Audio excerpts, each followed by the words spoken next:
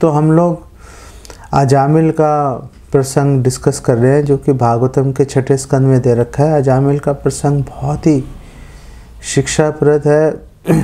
इतने सारी शिक्षाएं अजामिल के प्रसंग से निकल के आते हैं। हम अपने आप को भी अजामिल की जगह रख के हम देख सकते हैं। हम अपने आप को अजामिल की तरह की जगह पे रखेंगे तो हमें पता चलेगा वो हम तो बहुत सारी गलतियां कर रहे हैं या बहुत सारी गलतियां हो सकती हैं, और ये भी पता चलेगा कि कैसे बचेंगे हम। तो भगवान भगवद गीता की शुरुआत में कह रहे हैं कि जब इंद्रियों का वेग आता है तो विपश्चित जो समझदार व्यक्ति है वो भी पूरी तरह से उसके वेग में बह जाता है और फिर उसको सही गलत का ध्यान नहीं रहता। यही बात अर्जुन ने भी भगवद गीता में बोली थी कि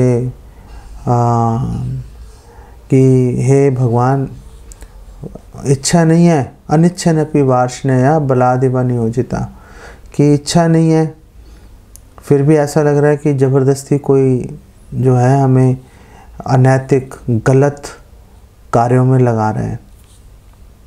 तो भगवान ने बोला कामेश क्रोधेश रजोगुण समुद्भवा, कि ये काम वासना और क्रोध का वेग होता है जो कि गलत कामों में लगा देता है। मेरा कोई रोल नहीं है, ये सब आपकी अपनी डिज़ायर्स, आपकी अपनी इच्छाएं हैं जो कि आपको यहाँ पर खींच के लेके जा रही है।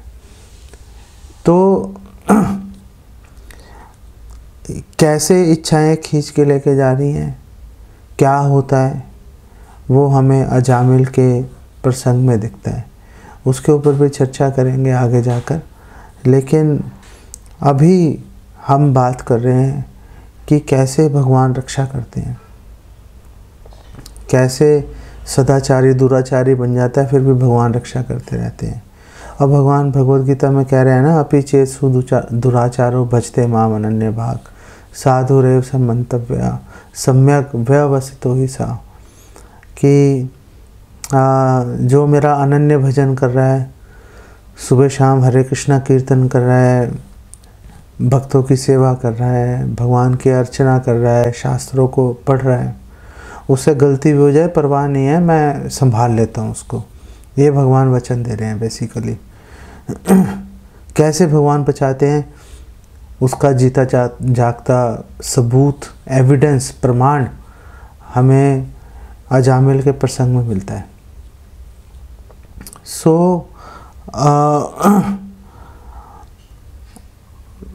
जब शुकदेव गोस्वामी ने परीक्षित महाराज को नरकों का वर्णन किया कि देखो कितने नरक हैं, तो नरकों से बचने के लिए लालायित हो गए परीक्षित महाराज। उन्होंने बोला ये संसार के लोग तो नरक के अंदर जाने के लिए तैयार बैठे हैं, कैसे बचेंगे आप प्लीज़ बताइए।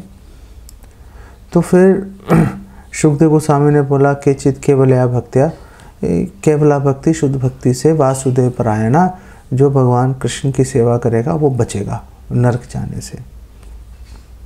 क्या करना पड़ेगा, क्या करना पड़ेगा? तो क्या करना पड़ेगा के जवाब में शुकदेव गोस्वामी ने बोला सकृन, एक बार। सकृन का मतलब होता है एक बार, दो बार नहीं, एक बार, बस एक ही बार पर्याप्त है। सकृन मना कृष्ण पदारविंदे और निवेशितम तद्गुण रागी ये रिहा। अगर किसी ने एक बार भगवान का नाम ले लिया, सुन लिया, पढ़ लिया, एक बार, बस पर्याप्त है, वो पर्याप्त है। लेकिन अगर एक बार सुनना अगर पर्याप्त है, तो अगर तद्गुण रागी, अगर भगवान के गुणों में, भगवान के नाम में अगर अनुराग ही उत्पन्न हो गया, अगर आकर्षण आ गया, तो पता नहीं क्या हो जाएगा। और बोल रहे हैं न ते यम पाश भृतश्च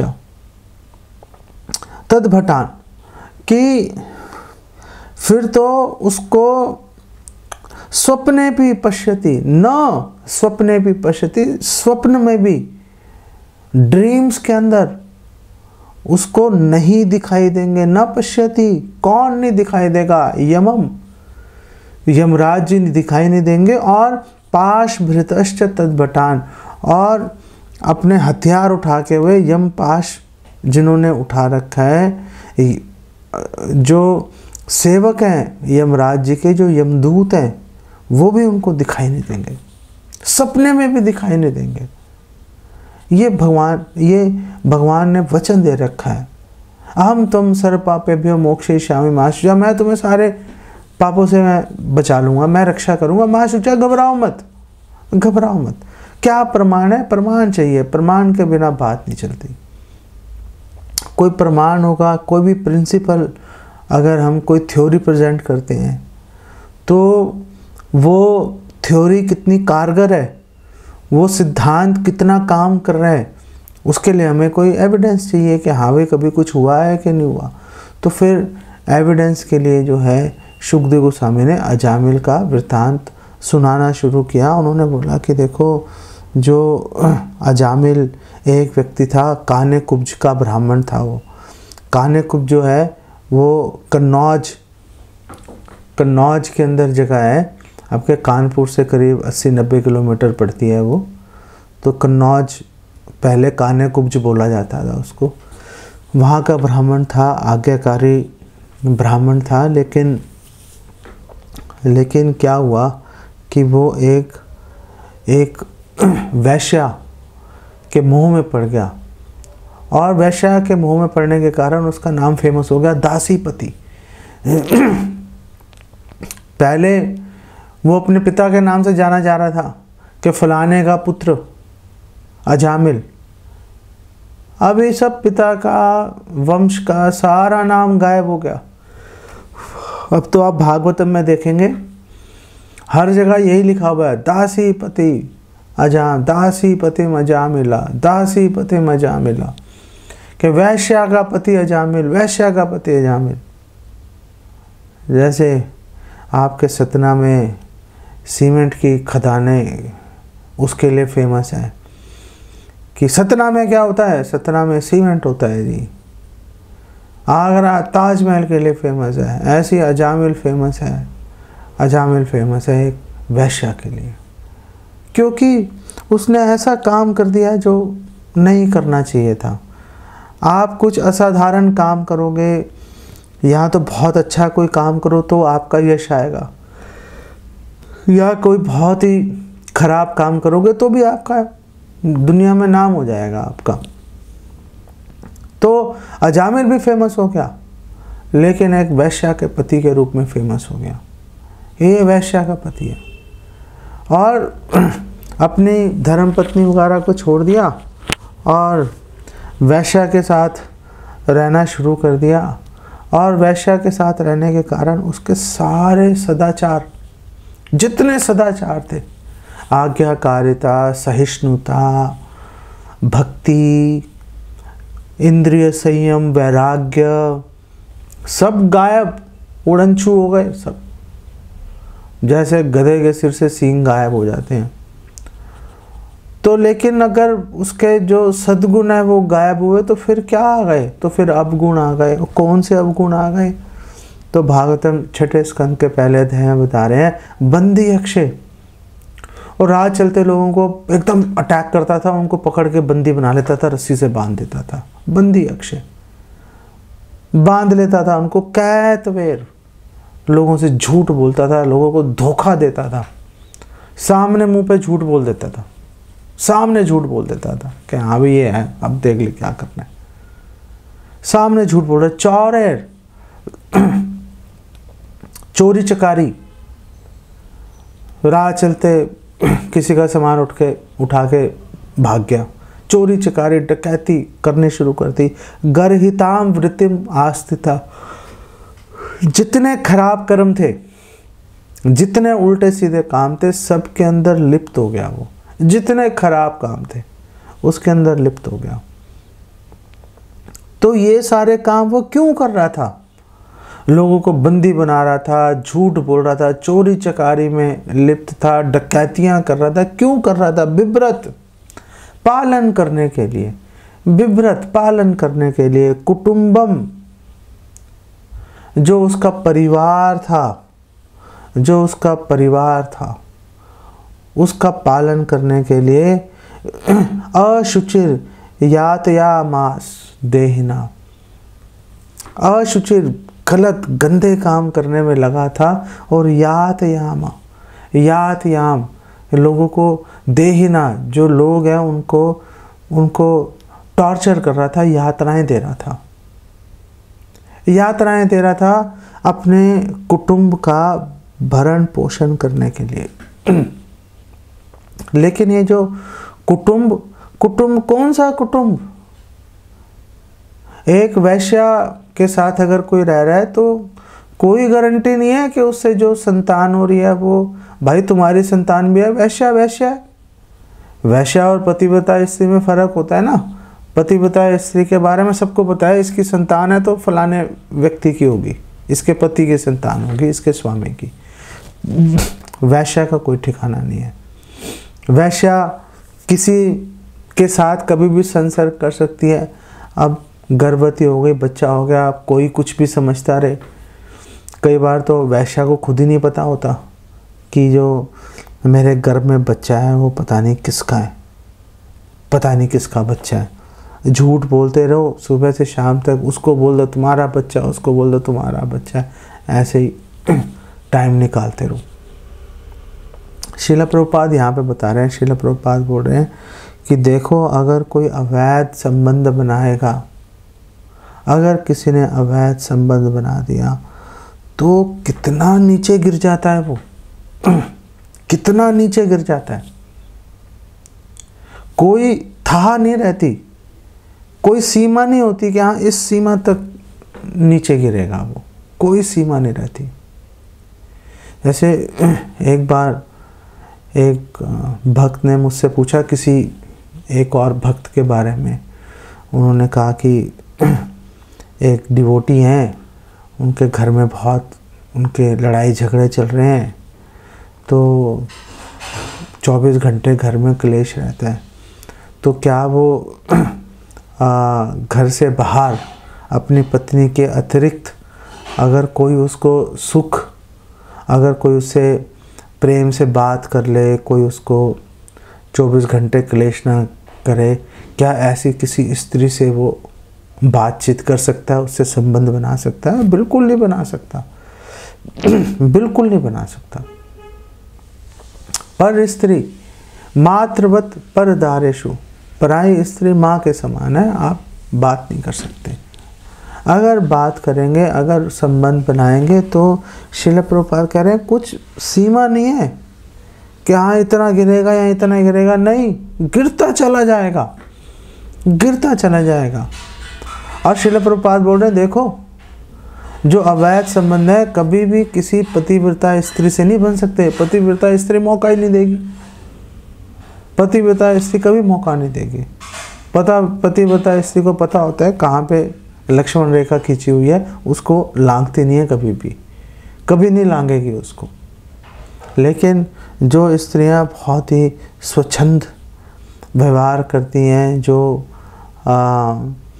पर पुरुषों से, हो सकता है उसके मन में कोई पाप नहीं हो, लेकिन सामने वाले का क्या होगा, सामने वाले का क्या होगा? वो अगर अपने मन पे कंट्रोल नहीं किया तो उसका तो जो है पतन हो गया, उसका तो नुकसान हो गया। या हो सकता है कोई पुरुष है वो अपने मन पर नियंत्रण कर सके, लेकिन वो सामने वाली जो स्त्री है बेचारी, उसका क्या होगा? उसके मन में अगर गलत विचार आ गया, उसका तो जीवन खराब हो गया। तो श्रील प्रभुपाद बोल रहे हैं इलाज क्या है? पतिव्रत धर्म का पालन करना चाहिए स्त्री को, और पुरुषों को अपने पे पूरा संयम बना के चलना चाहिए। पुरुषों को सुरक्षा की जिम्मेदारी अपनी और दूसरों की वो पुरुष के ऊपर है, वही तो अपनी हद में रह के चले। अगर दोनों स्त्रियां भी अपनी हद में रहेंगे, पुरुष भी अपनी सीमा में रहेंगे, प्रॉब्लम नहीं आएगी। प्रॉब्लम कब आती है? जब क्लोज इंटरेक्शन होता है। बल्कि भक्ति सिद्धांत सरस्वती ठाकुर जो कि श्रील प्रभुपाद के गुरु हैं, उन्होंने तो यहाँ तक बोला है कि आप जो ये जो मूर्तियाँ होती हैं, मूर्तियों की तरफ भी अगर देखोगे, कई बार मन में जो है उल्टे सीधे विचार आ जाते हैं मूर्तियों को देखकर। मैंने 1-2 वीडियोस देखे थे, उसमें लोग मूर्तियों से उल्टी सीधी हरकतें कर रहे थे। माइंड आउट हो रहा है मूर्तियाँ देख के, मूर्तियाँ देख के माइंड आउट हो रहा है, फ़ोटोज़ देख के माइंड आउट हो रहा है। तो फिर अगर सामने हकीकत में कोई अगर स्त्रियाँ पुरुष आ गया, क्या होगा उनका? फिर तो कुछ मतलब पता ही नहीं चल रहा। तो डिवोटीज़ में आप बोलो हम तो डिवोटीज़ हैं, डिवोटीज़ हम में तो ऐसा कुछ नहीं है, हम तो बहुत सावधानी से हम तो सर्विस में लगे रहते हैं।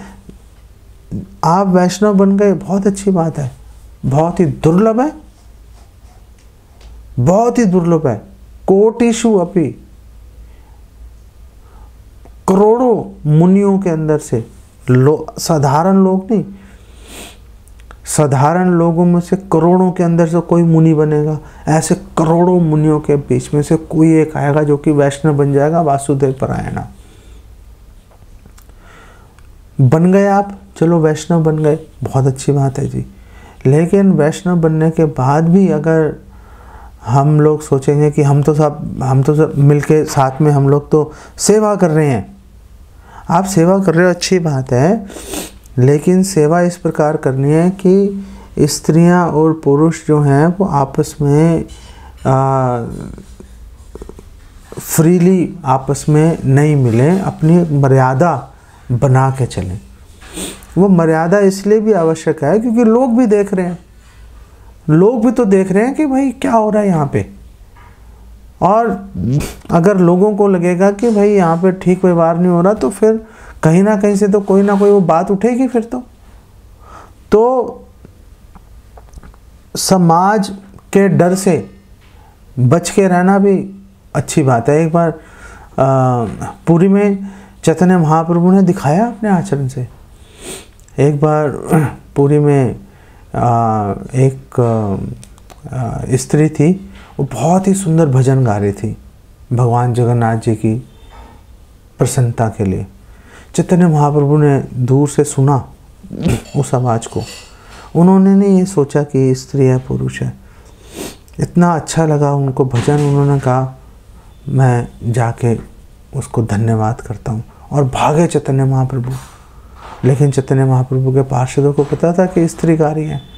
वो एकदम से भागे और उन्होंने सामने आके चैतन्य महाप्रभु को पकड़ लिया उन्होंने।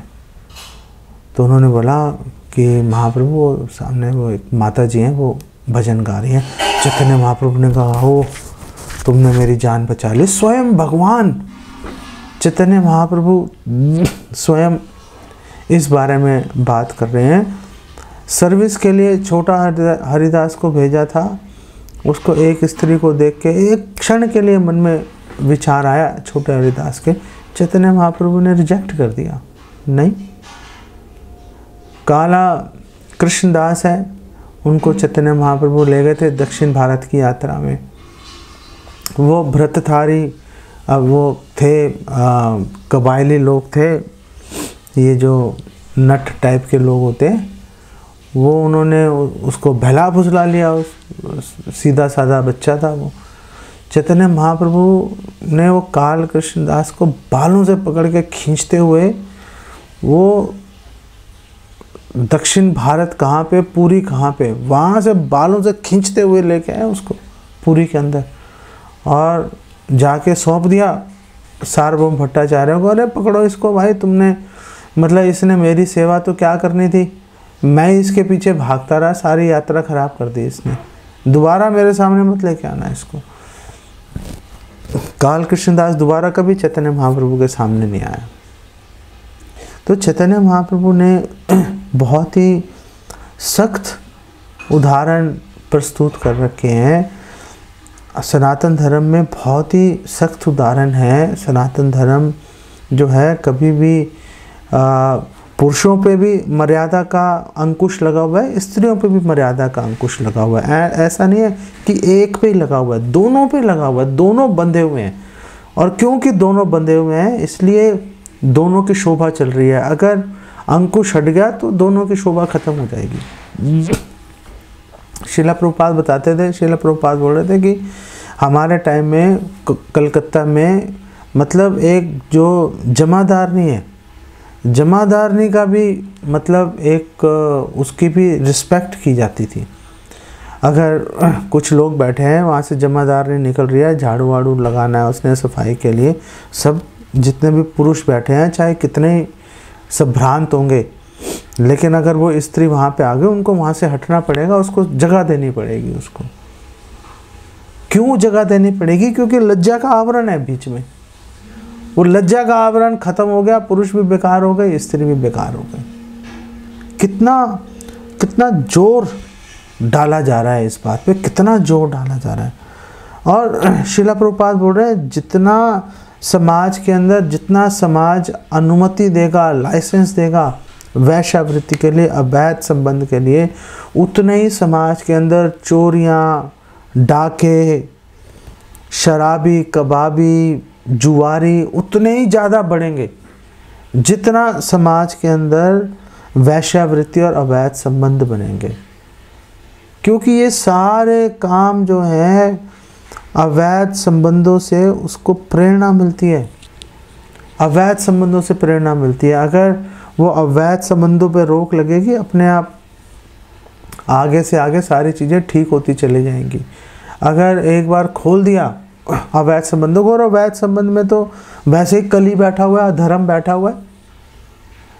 भागवतम में बोला ही है कि द्यूतम पानम स्त्रिया सूना, कि जहाँ पे शराब पी जाती है, द्यूतम जहाँ पे जुआ खेला जाता है, पानम जहाँ पे शराब पी जाती है, द्यूतम पानम स्त्रिया जहाँ पे अवैध संबंध है, व्यभिचार हो रहा है, लोग स्वच्छंद व्यवहार कर रहे हैं, सूना जहाँ पे मांस खाया जा रहा है।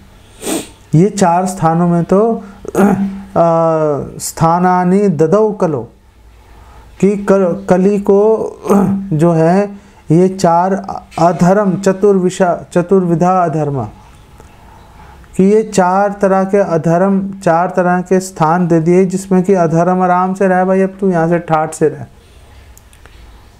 तो जो स्वच्छंद व्यवहार है वो बिल्कुल भी किसी भी दृष्टिकोण से अच्छा नहीं है।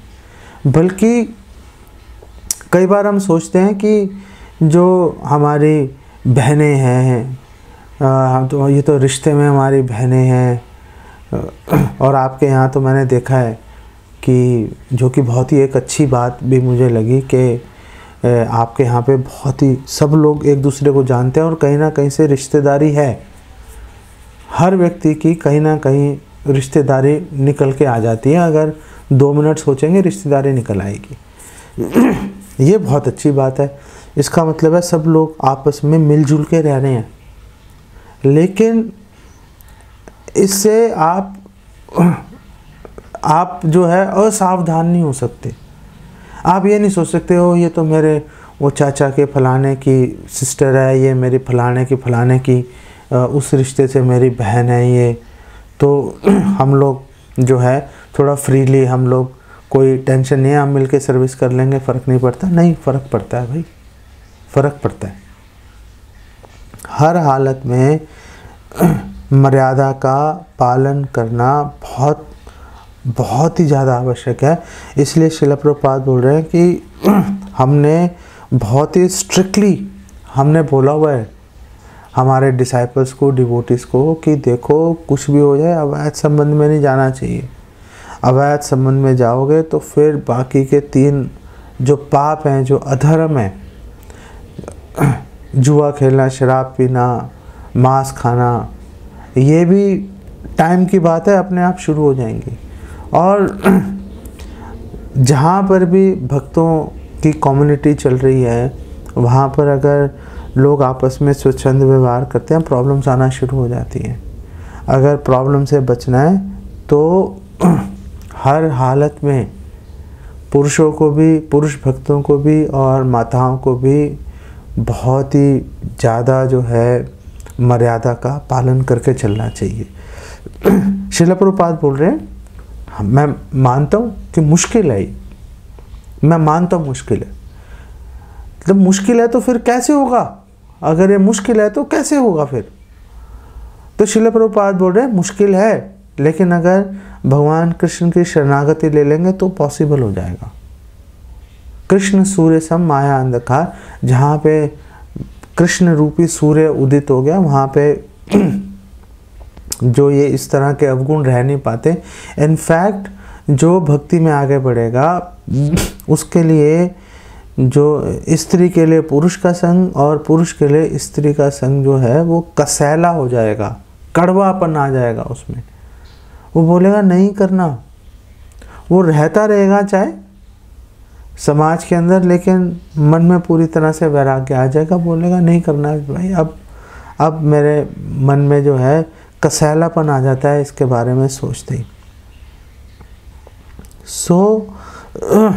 अगर हम अपने आप को बचा के चलेंगे, मर्यादा का पालन करेंगे, समाज में भी शोभा मिलेगी, समाज में भी शोभा मिलेगी, आपका मन भी शांत रहेगा, अवगुणों से बचेंगे, भक्ति सुचारू रूप से चलेगी, बात आगे बढ़ जाएगी।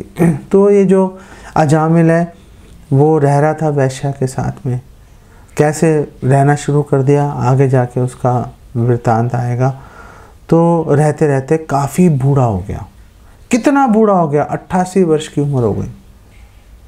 88 वर्ष की उम्र में 88 वर्ष की आयु होते होते उसने उस वैश्या से 10 संतानें प्राप्त की।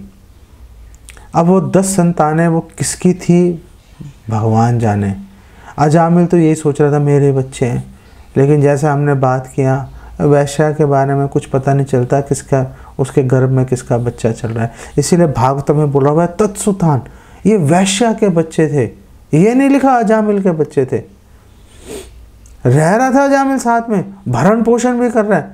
अरे किसके बच्चे हैं पता नहीं, वैश्या के बच्चे हैं तो क्लियर है क्योंकि उसने जन्म दिया है भाई। लेकिन अब वो क्या अजामिल उनका पिता है कि नहीं है ये किसी को क्लैरिटी नहीं है, ये किसी को नहीं पता।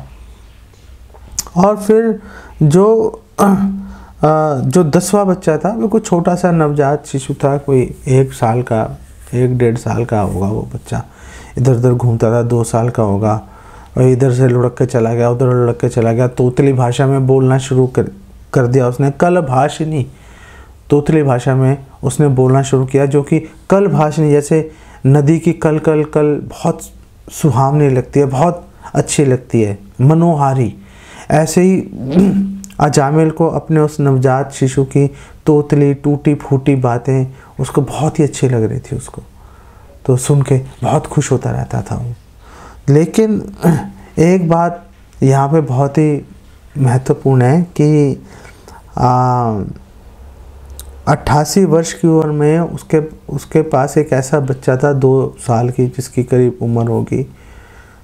तो यही बात कि उसकी 88 साल की उम्र में भी उसके पास एक छोटा सा बच्चा था, यही बात बताती है कि वो कितना गिर गया था।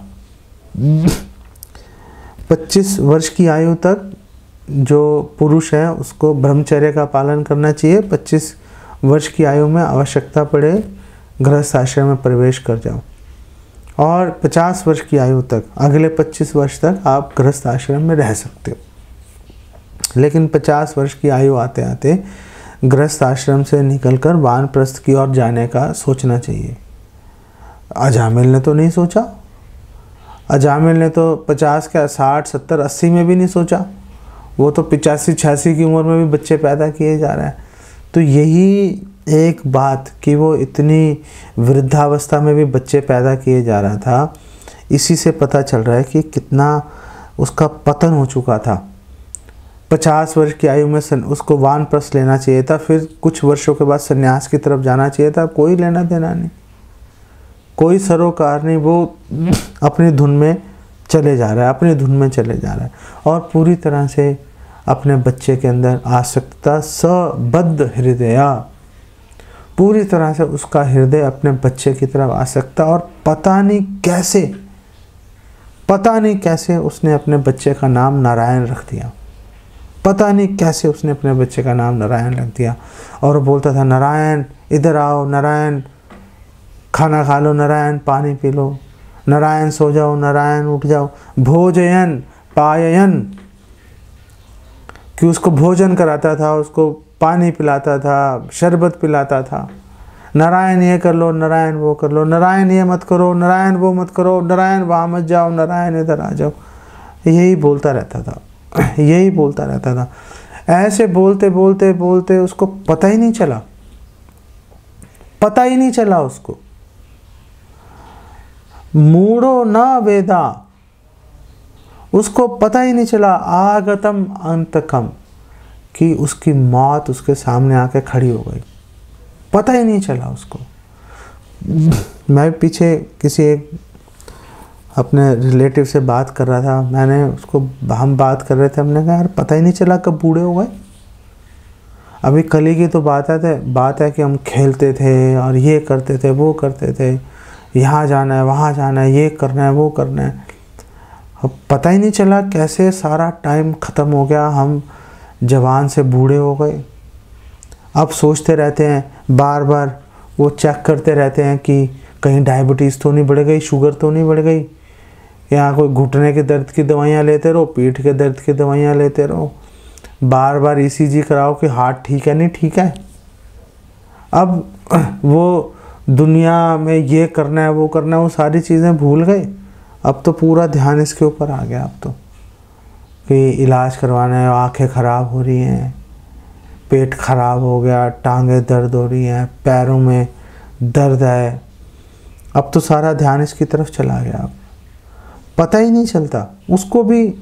इतना हम व्यस्त रहते हैं अपने घर में, अपनी जॉब के अंदर, अपने बिजनेस के अंदर, पता ही नहीं चलता टाइम कैसे बीत जाता है, कैसे टाइम बीत जाता है।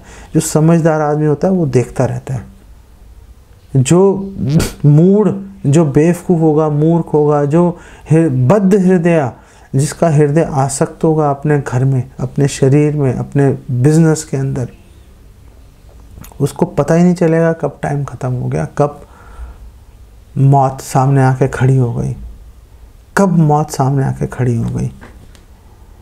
और उसने जब देखा मौत सामने आके खड़ी हो गई, तो मौत सामने आके खड़ी हुई 3 यमदूतों के रूप में। 3 यमदूत आए और उसके सामने आके खड़े हो गए।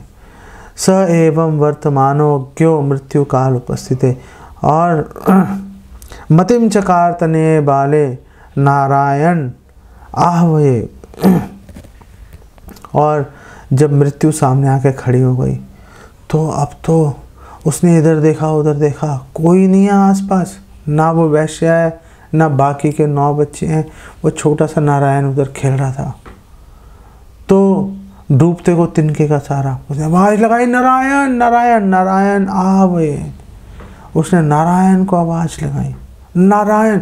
बहुत ही विचलित होकर, बहुत ही कातरता के साथ में पूरा ध्यान उसका नारायण शब्द के अंदर आया। वहाँ पे नामाभास से आवेशित हो गया। वो जो नारायण नाम है, नामाभास से आवेशित हो गया।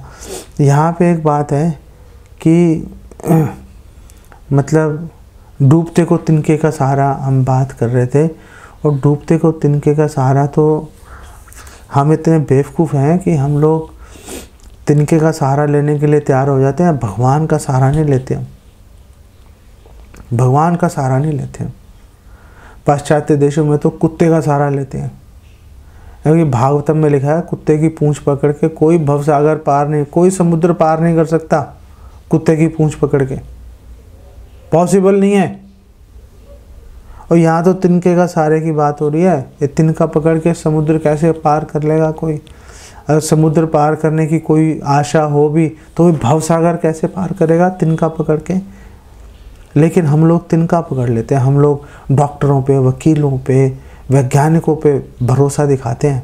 हम लोग भगवान पर, वेदों में, शास्त्रों में, भगवत गीता, भागवतम पर हम लोग श्रद्धा, हम लोग विश्वास नहीं दिखा पाते, नहीं दिखाते हम लोग विश्वास। कैसे? तो क्या मतलब अगर बीमार पड़े तो डॉक्टरों के पास नहीं जाना चाहिए? बिल्कुल। अगर बीमार पड़े हैं डॉक्टरों से दवाई लेनी चाहिए, उनसे अपने रोग का उपचार करना चाहिए। लेकिन हमेशा ध्यान रखना चाहिए कि दवाइयों के अंदर, डॉक्टर में रोग का निदान करने की ताकत भगवान से आ रही है। भगवान पर कभी अपनी निर्भरता वो कभी भी त्यागनी नहीं चाहिए। अगर आप प्रभुपाद लीलामृत पढ़ोगे, आप देखोगे प्रभुपाद ने बहुत बीमारियां सही, पैरालिसिस, हार्ट अटैक्स प्रभुपाद ने सही, लेकिन प्रभुपाद ने दवाइयाँ भी ली, लेकिन प्रभुपाद आप देखेंगे प्रभुपाद बिल्कुल क्लियर दिखाई दे रहे हैं, पूरी तरह से भगवान पर आश्रित हैं, पूरी तरह से भगवान पर आश्रित हैं। दवाइयाँ ले रहे हैं लेकिन आश्रित किस पे हो? आश्रित भगवान पे, आश्रित भगवान पे। तो उसने आवाज़ लगाई और उसने ज़ोर ज़ोर से बोला, नारायण नारायण नारायण मुझे बचाओ।